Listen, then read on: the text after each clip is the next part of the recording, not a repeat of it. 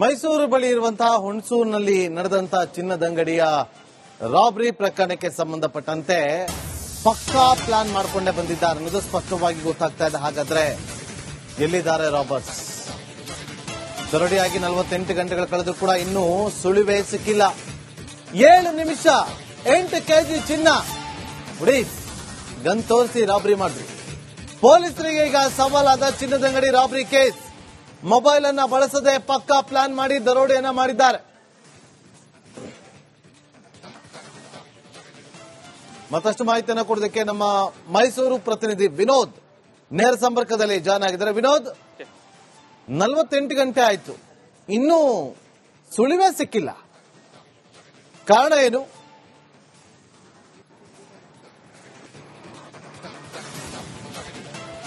ಈಗಾಗಲೇ ಏನು ಹುಣಸೂರು ದರೋಡೆ ಪ್ರಕರಣಕ್ಕೆ ಸಂಬಂಧಪಟ್ಟ ಈಗಾಗಲೇ ಪೊಲೀಸರು ಕೂಡ 5 ತಂಡಗಳನ್ನ ಮಾಡಿ ಈಗಾಗಲೇ ವಿವಿಧ ಭಾಗಗಳಿಗೆ ತೆರಳಿ ತನಿಖೆಯನ್ನು ಮಾಡ್ತಾ ಇದ್ದಾರೆ.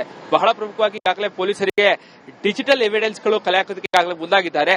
ಪೊಲೀಸರಿಗೆ ಒಂದು ರೀತಿಯಲ್ಲಿ ಶಾಕ್ ಆಗಿರುವಂತದ್ದು. ಯಾಕಂತಂದ್ರೆ ಹುಣಸೂರು ಏನು ಒಂದು ಗೋಲ್ಡ್ ಶಾಪ್ ಏನಿದೆ, ಜೊತೆಗೆ ಈಗ ಆ ದರೋಡೆಕೋರು ಹೋಗಿರುವಂತಹ ರಸ್ತೆ ಏನಿದೆ, ಅಲ್ಲೆಲ್ಲವೂ ಸಿಕ್ಕಿರುವಂತಹ ಸಿಸಿಟಿವಿ ದೃಶ್ಯಾವಳಿಗಳ ಆಧಾರದ ಮೇಲೆ ಈಗಾಗಲೇ ಟವರ್ ಡಂಪ್ ಅನ್ನು ಕೂಡ ಹಾಕಿರುವಂತದ್ದು. ಈ ಟವರ್ ಡಂಪ್ ನಲ್ಲೂ ಕೂಡ ಇವರು ಯಾವುದೇ ರೀತಿಯಾದಂತಹ ಮೊಬೈಲ್ ಅನ್ನ ಬಳಸ್ತಾ ಇರುವಂತದ್ದು, ತನಿಖೆಗೆ ದೊಡ್ಡ ಮಟ್ಟದ ಹಿನ್ನಡೆ ಆಗ್ತಾ ಇರುವಂತದ್ದು. ಇತ್ತೀಚಿನ ದಿನಗಳಲ್ಲಿ ಪೊಲೀಸರಿಗೆ ಯಾವುದೇ ಕ್ರೈಮ್ ಆದ್ರೂ ಕೂಡ ಒಂದು ಅವ್ರಿಗೆ ಏನಂತಂದ್ರೆ ಸಿಸಿಟಿವಿ ಫುಟೇಜ್ಗಳಿರ್ಬೋದು, ಜೊತೆಗೆ ಟವರ್ ಡಂಪ್ ಆಧಾರದ ಮೇಲೆ ಅವ್ರನ್ನ ಈಸಿಯಾಗಿ ಟ್ರೇಸ್ ಅನ್ನ ಮಾಡ್ತಾ ಇದ್ರು. ಸೊ ಹೀಗಾಗಿ ಎಲ್ಲೋ ಒಂದು ಕಡೆ ಸಾಕಷ್ಟು ಪ್ರೀ ಪ್ಲಾನ್ ಅನ್ನ ಮಾಡಿಕೊಂಡು ಈ ರೀತಿಯಾದಂತಹ ದರೋಡೆನ ಮಾಡಿದ್ರ ಅನ್ನುವಂತಹ ಅನುಮಾನಗಳು ಕಡೆ ಕಾಡ್ತಾ ಇದೆ.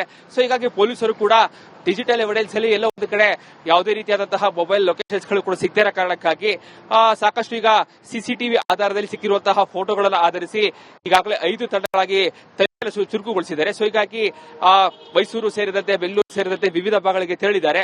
ಸೊ ಹೀಗಾಗಿ ಈ ಹಿಂದೆ ಯಾರೆಲ್ಲ ಈ ರೀತಿಯಾದಂತಹ ಕಳ್ಳತನದಲ್ಲಿ ಭಾಗಿಯಾಗಿದ್ರು, ಸೊ ಹೀಗಾಗಿ ಆ ಫೋಟೋವನ್ನು ಕೂಡ ಮ್ಯಾಚ್ ಮಾಡೋದಕ್ಕೂ ಕೂಡ ಈಗಾಗಲೇ ಮುಂದಾಗ್ತಾ ಇದ್ದಾರೆ. ಸೊ ಹೀಗಾಗಿ 48 ಗಂಟೆಗಳು ಕಳೆದ್ರೂ ಕೂಡ ಪೊಲೀಸರಿಗೆ ಇನ್ನೂ ಕೂಡ ಆರೋಪಿಗಳ ಸುಳಿವು ಕೂಡ ಸಿಗ್ತಾ ಇಲ್ಲ. ಈಗಾಗಲೇ 8 ಕೆಜಿ 34 ಗ್ರಾಮ್ ಬರೋಬ್ಬರಿ 10 ಕೋಟಿಯಷ್ಟು ಚಿನ್ನ ದರೋಡೆ ಆಗಿರುವಂತದ್ದು ಬೆಳಕಿಗೆ ಬರ್ತಾ ಇದೆ. ಸೊ ಹೀಗಾಗಿ ಮೈಸೂರು ಮಟ್ಟಿಗೆ ಅತಿ ದೊಡ್ಡ ದರೋಡೆ ಆಗಿರೋ ಕಾರಣಕ್ಕಾಗಿ ಮೈಸೂರು ಪೊಲೀಸರಿಗೂ ಕೂಡ ಇದು ದೊಡ್ಡ ಮಟ್ಟದ ಸವಾಲಾಗಿರುವಂತದ್ದು. Nagendra Babu. Okay, thank you Vinod ನಿಮ್ಮೆಲ್ಲ ಮಾಹಿತಿಗಾಗಿ. ಮೈಸೂರು ಬಳಿ ಇರುವಂತಹ ಹುಣಸೂರಿನಲ್ಲಿ ನಡೆದಂತಹ ಚಿನ್ನದಂಗಡಿಯ ರಾಬರಿ ಪ್ರಕರಣಕ್ಕೆ ಸಂಬಂಧಪಟ್ಟಂತೆ ಪಕ್ಕಾ ಪ್ಲಾನ್ ಮಾಡಿಕೊಂಡೇ ಬಂದಿದ್ದಾರೆ ಅನ್ನೋದು ಸ್ಪಷ್ಟವಾಗಿ ಗೊತ್ತಾಗ್ತಾ ಇದೆ. ಹಾಗಾದ್ರೆ ಎಲ್ಲಿದ್ದಾರೆ ರಾಬರ್ಸ್? ದರೋಡೆಯಾಗಿ 48 ಗಂಟೆಗಳು ಕಳೆದು ಕೂಡ ಇನ್ನೂ ಸುಳಿವೇ ಸಿಕ್ಕಿಲ್ಲ. 7 ನಿಮಿಷ 8 ಕೆಜಿ ಚಿನ್ನ ಹುಡಿ ಗನ್ ತೋರಿಸಿ ರಾಬರಿ ಮಾಡಿದ್ರು.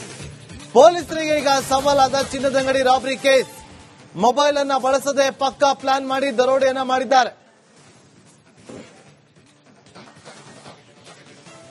ಮತ್ತಷ್ಟು ಮಾಹಿತಿಯನ್ನು ಕೊಡೋದಕ್ಕೆ ನಮ್ಮ ಮೈಸೂರು ಪ್ರತಿನಿಧಿ ವಿನೋದ್ ನೇರ ಸಂಪರ್ಕದಲ್ಲಿ ಜಾಯ್ನ್ ಆಗಿದ್ದಾರೆ. ವಿನೋದ್, 48 ಗಂಟೆ ಆಯ್ತು, ಇನ್ನೂ ಸುಳಿವೇ ಸಿಕ್ಕಿಲ್ಲ, ಕಾರಣ ಏನು?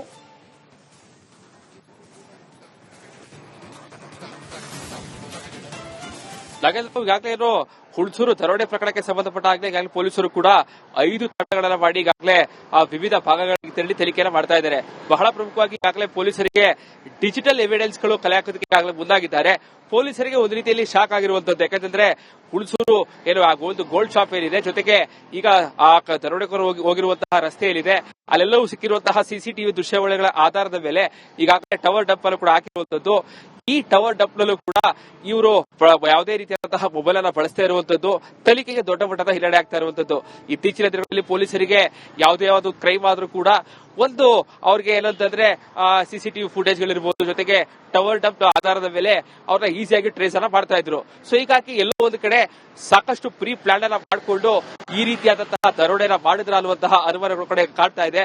ಸೊ ಹೀಗಾಗಿ ಪೊಲೀಸರು ಕೂಡ ಡಿಜಿಟಲ್ ಎವಿಡೆನ್ಸ್ ಅಲ್ಲಿ ಎಲ್ಲ ಒಂದು ಕಡೆ ಯಾವುದೇ ರೀತಿಯಾದಂತಹ ಮೊಬೈಲ್ ಲೊಕೇಶನ್ಸ್ ಗಳು ಕೂಡ ಸಿಗದೇ ಇರೋ ಕಾರಣಕ್ಕಾಗಿ ಸಾಕಷ್ಟು ಈಗ ಸಿಸಿಟಿವಿ ಆಧಾರದಲ್ಲಿ ಸಿಕ್ಕಿರುವಂತಹ ಫೋಟೋಗಳನ್ನು ಆಧರಿಸಿ ಈಗಾಗಲೇ 5 ತಂಡಗಳಾಗಿ ಚುರುಕುಗೊಳಿಸಿದ್ದಾರೆ. ಸೊ ಹೀಗಾಗಿ ಮೈಸೂರು ಸೇರಿದಂತೆ ಬೆಂಗಳೂರು ಸೇರಿದಂತೆ ವಿವಿಧ ಭಾಗಗಳಿಗೆ ತೆರಳಿದ್ದಾರೆ. ಸೊ ಹೀಗಾಗಿ ಈ ಹಿಂದೆ ಯಾರೆಲ್ಲ ಈ ರೀತಿಯಾದಂತಹ ಕಳ್ಳತನದಲ್ಲಿ ಭಾಗಿಯಾಗಿದ್ರು, ಸೊ ಹೀಗಾಗಿ ಆ ಫೋಟೋವನ್ನು ಕೂಡ ಮ್ಯಾಚ್ ಮಾಡೋದಕ್ಕೂ ಕೂಡ ಈಗಾಗಲೇ ಮುಂದಾಗ್ತಾ ಇದ್ದಾರೆ. ಸೊ ಹೀಗಾಗಿ 48 ಗಂಟೆಗಳು ಕಳೆದ್ರೂ ಕೂಡ ಪೊಲೀಸರಿಗೆ ಇನ್ನೂ ಕೂಡ ಆರೋಪಿಗಳ ಸುಳಿವು ಕೂಡ ಸಿಗ್ತಾ ಇಲ್ಲ. ಈಗಾಗಲೇ 8 ಕೆಜಿ 34 ಗ್ರಾಂ ಬರೋಬ್ಬರಿ 10 ಕೋಟಿಯಷ್ಟು ಚಿನ್ನ ದರೋಡೆ ಆಗಿರುವಂತದ್ದು ಬೆಳಕಿಗೆ ಬರ್ತಾ ಇದೆ. ಸೊ ಹೀಗಾಗಿ ಮೈಸೂರು ಮಟ್ಟಿಗೆ ಅತಿ ದೊಡ್ಡ ದರೋಡೆ ಆಗಿರೋ ಕಾರಣಕ್ಕಾಗಿ ಮೈಸೂರು ಪೊಲೀಸರು ಕೂಡ ಇದು ದೊಡ್ಡ ಮಟ್ಟದ ಸವಾಲಾಗಿರುವಂತದ್ದು. Nagendra Babu. Okay, thank you Vinod ನಿಮ್ಮೆಲ್ಲ ಮಾಹಿತಿಗಾಗಿ. ಮೈಸೂರು ಬಳಿ ಇರುವಂತಹ ಹುಣಸೂರಿನಲ್ಲಿ ನಡೆದಂತಹ ಚಿನ್ನದಂಗಡಿಯ ರಾಬರಿ ಪ್ರಕರಣಕ್ಕೆ ಸಂಬಂಧಪಟ್ಟಂತೆ ಪಕ್ಕಾ ಪ್ಲಾನ್ ಮಾಡಿಕೊಂಡೇ ಬಂದಿದ್ದಾರೆ ಅನ್ನೋದು ಸ್ಪಷ್ಟವಾಗಿ ಗೊತ್ತಾಗ್ತಾ ಇದೆ. ಹಾಗಾದ್ರೆ ಎಲ್ಲಿದ್ದಾರೆ ರಾಬರ್ಸ್? ದರೋಡೆಯಾಗಿ 48 ಗಂಟೆಗಳು ಕಳೆದು ಕೂಡ ಇನ್ನೂ ಸುಳಿವೇ ಸಿಕ್ಕಿಲ್ಲ. 7 ನಿಮಿಷ 8 ಕೆಜಿ ಚಿನ್ನ ಹುಡಿ ಗನ್ ತೋರಿಸಿ ರಾಬರಿ ಮಾಡಿದ್ರು. ಪೊಲೀಸರಿಗೆ ಈಗ ಸವಾಲಾದ ಚಿನ್ನದಂಗಡಿ ರಾಬರಿ ಕೇಸ್. ಮೊಬೈಲ್ ಅನ್ನ ಬಳಸದೆ ಪಕ್ಕಾ ಪ್ಲಾನ್ ಮಾಡಿ ದರೋಡೆಯನ್ನ ಮಾಡಿದ್ದಾರೆ. ಮತ್ತಷ್ಟು ಮಾಹಿತಿಯನ್ನು ಕೊಡೋದಕ್ಕೆ ನಮ್ಮ ಮೈಸೂರು ಪ್ರತಿನಿಧಿ ವಿನೋದ್ ನೇರ ಸಂಪರ್ಕದಲ್ಲಿ ಜಾಯ್ನ್ ಆಗಿದ್ದಾರೆ. ವಿನೋದ್, 48 ಗಂಟೆ ಆಯ್ತು, ಇನ್ನೂ ಸುಳಿವೇ ಸಿಕ್ಕಿಲ್ಲ, ಕಾರಣ ಏನು?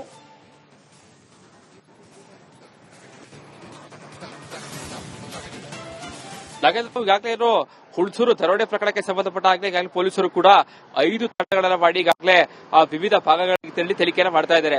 ಬಹಳ ಪ್ರಮುಖವಾಗಿ ಈಗಾಗಲೇ ಪೊಲೀಸರಿಗೆ ಡಿಜಿಟಲ್ ಎವಿಡೆನ್ಸ್ಗಳು ಕಲೆ ಹಾಕೋದಕ್ಕೆ ಈಗಾಗಲೇ ಮುಂದಾಗಿದ್ದಾರೆ. ಪೊಲೀಸರಿಗೆ ಒಂದು ರೀತಿಯಲ್ಲಿ ಶಾಕ್ ಆಗಿರುವಂತದ್ದು. ಯಾಕಂತಂದ್ರೆ ಹುಣಸೂರು ಏನು ಒಂದು ಗೋಲ್ಡ್ ಶಾಪ್ ಏನಿದೆ, ಜೊತೆಗೆ ಈಗ ಆ ದರೋಡೆಕೋರು ಹೋಗಿರುವಂತಹ ರಸ್ತೆ ಏನಿದೆ, ಅಲ್ಲೆಲ್ಲವೂ ಸಿಕ್ಕಿರುವಂತಹ ಸಿಸಿಟಿವಿ ದೃಶ್ಯಾವಳಿಗಳ ಆಧಾರದ ಮೇಲೆ ಈಗಾಗಲೇ ಟವರ್ ಡಂಪ್ ಅನ್ನು ಕೂಡ ಹಾಕಿರುವಂತದ್ದು. ಈ ಟವರ್ ಡಂಪ್ ನಲ್ಲೂ ಕೂಡ ಇವರು ಯಾವುದೇ ರೀತಿಯಾದಂತಹ ಮೊಬೈಲ್ ಅನ್ನ ಬಳಸ್ತಾ ಇರುವಂತದ್ದು, ತನಿಖೆಗೆ ದೊಡ್ಡ ಮಟ್ಟದ ಹಿನ್ನಡೆ ಆಗ್ತಾ ಇರುವಂತದ್ದು. ಇತ್ತೀಚಿನ ದಿನಗಳಲ್ಲಿ ಪೊಲೀಸರಿಗೆ ಯಾವುದೇ ಕ್ರೈಮ್ ಆದ್ರೂ ಕೂಡ ಒಂದು ಅವ್ರಿಗೆ ಏನಂತಂದ್ರೆ ಸಿಸಿಟಿವಿ ಫುಟೇಜ್ಗಳಿರ್ಬೋದು, ಜೊತೆಗೆ ಟವರ್ ಡಂಪ್ ಆಧಾರದ ಮೇಲೆ ಅವ್ರನ್ನ ಈಸಿಯಾಗಿ ಟ್ರೇಸ್ ಅನ್ನ ಮಾಡ್ತಾ ಇದ್ರು. ಸೊ ಹೀಗಾಗಿ ಎಲ್ಲೋ ಒಂದು ಕಡೆ ಸಾಕಷ್ಟು ಪ್ರೀ ಪ್ಲಾನ್ ಅನ್ನ ಮಾಡಿಕೊಂಡು ಈ ರೀತಿಯಾದಂತಹ ದರೋಡೆನ ಮಾಡಿದ್ರ ಅನ್ನುವಂತಹ ಅನುಮಾನಗಳು ಕಡೆ ಕಾಡ್ತಾ ಇದೆ. ಸೊ ಹೀಗಾಗಿ ಪೊಲೀಸರು ಕೂಡ ಡಿಜಿಟಲ್ ಎವಿಡೆನ್ಸ್ ಅಲ್ಲಿ ಎಲ್ಲ ಒಂದು ಕಡೆ ಯಾವುದೇ ರೀತಿಯಾದಂತಹ ಮೊಬೈಲ್ ಲೊಕೇಶನ್ಸ್ ಗಳು ಕೂಡ ಸಿಗದೇ ಇರೋ ಕಾರಣಕ್ಕಾಗಿ ಸಾಕಷ್ಟು ಈಗ ಸಿಸಿಟಿವಿ ಆಧಾರದಲ್ಲಿ ಸಿಕ್ಕಿರುವಂತಹ ಫೋಟೋಗಳನ್ನು ಆಧರಿಸಿ ಈಗಾಗಲೇ 5 ತಂಡಗಳಾಗಿ ಚುರುಕುಗೊಳಿಸಿದ್ದಾರೆ. ಸೊ ಹೀಗಾಗಿ ಮೈಸೂರು ಸೇರಿದಂತೆ ಬೆಂಗಳೂರು ಸೇರಿದಂತೆ ವಿವಿಧ ಭಾಗಗಳಿಗೆ ತೆರಳಿದ್ದಾರೆ. ಸೊ ಹೀಗಾಗಿ ಈ ಹಿಂದೆ ಯಾರೆಲ್ಲ ಈ ರೀತಿಯಾದಂತಹ ಕಳ್ಳತನದಲ್ಲಿ ಭಾಗಿಯಾಗಿದ್ರು, ಸೊ ಹೀಗಾಗಿ ಆ ಫೋಟೋವನ್ನು ಕೂಡ ಮ್ಯಾಚ್ ಮಾಡೋದಕ್ಕೂ ಕೂಡ ಈಗಾಗಲೇ ಮುಂದಾಗ್ತಾ ಇದ್ದಾರೆ. ಸೊ ಹೀಗಾಗಿ 48 ಗಂಟೆಗಳು ಕಳೆದ್ರೂ ಕೂಡ ಪೊಲೀಸರಿಗೆ ಇನ್ನೂ ಕೂಡ ಆರೋಪಿಗಳ ಸುಳಿವು ಕೂಡ ಸಿಗ್ತಾ ಇಲ್ಲ. ಈಗಾಗಲೇ 8 ಕೆಜಿ 34 ಗ್ರಾಂ ಬರೋಬ್ಬರಿ 10 ಕೋಟಿಯಷ್ಟು ಚಿನ್ನ ದರೋಡೆ ಆಗಿರುವಂತದ್ದು ಬೆಳಕಿಗೆ ಬರ್ತಾ ಇದೆ. ಸೊ ಹೀಗಾಗಿ ಮೈಸೂರು ಮಟ್ಟಿಗೆ ಅತಿ ದೊಡ್ಡ ದರೋಡೆ ಆಗಿರೋ ಕಾರಣಕ್ಕಾಗಿ ಮೈಸೂರು ಪೊಲೀಸರು ಕೂಡ ಇದು ದೊಡ್ಡ ಮಟ್ಟದ ಸವಾಲಾಗಿರುವಂತದ್ದು. ನಾಗೇಂದ್ರ ಬಾಬು. ಮೈಸೂರು ಬಳಿ ಇರುವಂತಹ ಹುಣಸೂರಿನಲ್ಲಿ ನಡೆದಂತಹ ಚಿನ್ನದಂಗಡಿಯ ರಾಬರಿ ಪ್ರಕರಣಕ್ಕೆ ಸಂಬಂಧಪಟ್ಟಂತೆ ಪಕ್ಕಾ ಪ್ಲಾನ್ ಮಾಡಿಕೊಂಡೇ ಬಂದಿದ್ದಾರೆ ಅನ್ನೋದು ಸ್ಪಷ್ಟವಾಗಿ ಗೊತ್ತಾಗ್ತಾ ಇದೆ. ಹಾಗಾದ್ರೆ ಎಲ್ಲಿದ್ದಾರೆ ರಾಬರ್ಸ್? ದರೋಡೆಯಾಗಿ 48 ಗಂಟೆಗಳು ಕಳೆದು ಕೂಡ ಇನ್ನೂ ಸುಳಿವೇ ಸಿಕ್ಕಿಲ್ಲ. 7 ನಿಮಿಷ 8 ಕೆಜಿ ಚಿನ್ನ ಹುಡಿ ಗನ್ ತೋರಿಸಿ ರಾಬರಿ ಮಾಡಿದ್ರು. ಪೊಲೀಸರಿಗೆ ಈಗ ಸವಾಲಾದ ಚಿನ್ನದಂಗಡಿ ರಾಬರಿ ಕೇಸ್. ಮೊಬೈಲ್ ಅನ್ನ ಬಳಸದೆ ಪಕ್ಕಾ ಪ್ಲಾನ್ ಮಾಡಿ ದರೋಡೆಯನ್ನ ಮಾಡಿದ್ದಾರೆ. ಮತ್ತಷ್ಟು ಮಾಹಿತಿಯನ್ನು ಕೊಡೋದಕ್ಕೆ ನಮ್ಮ ಮೈಸೂರು ಪ್ರತಿನಿಧಿ ವಿನೋದ್ ನೇರ ಸಂಪರ್ಕದಲ್ಲಿ ಜಾಯ್ನ್ ಆಗಿದ್ದಾರೆ. ವಿನೋದ್, 48 ಗಂಟೆ ಆಯ್ತು, ಇನ್ನೂ ಸುಳಿವೇ ಸಿಕ್ಕಿಲ್ಲ, ಕಾರಣ ಏನು?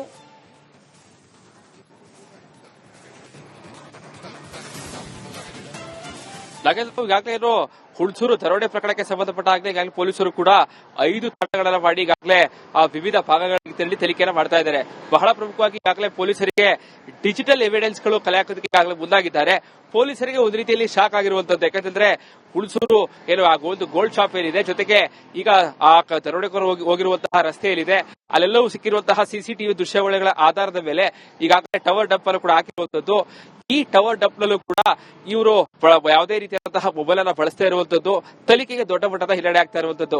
ಇತ್ತೀಚಿನ ದಿನಗಳಲ್ಲಿ ಪೊಲೀಸರಿಗೆ ಯಾವುದೇ ಕ್ರೈಮ್ ಆದ್ರೂ ಕೂಡ ಒಂದು ಅವ್ರಿಗೆ ಏನಂತಂದ್ರೆ ಸಿಸಿಟಿವಿ ಫುಟೇಜ್ಗಳಿರ್ಬೋದು, ಜೊತೆಗೆ ಟವರ್ ಡಂಪ್ ಆಧಾರದ ಮೇಲೆ ಅವ್ರನ್ನ ಈಸಿಯಾಗಿ ಟ್ರೇಸ್ ಅನ್ನ ಮಾಡ್ತಾ ಇದ್ರು. ಸೊ ಹೀಗಾಗಿ ಎಲ್ಲೋ ಒಂದು ಕಡೆ ಸಾಕಷ್ಟು ಪ್ರೀ ಪ್ಲಾನ್ ಅನ್ನ ಮಾಡಿಕೊಂಡು ಈ ರೀತಿಯಾದಂತಹ ದರೋಡೆನ ಮಾಡಿದ್ರ ಅನ್ನುವಂತಹ ಅನುಮಾನಗಳು ಕಡೆ ಕಾಡ್ತಾ ಇದೆ.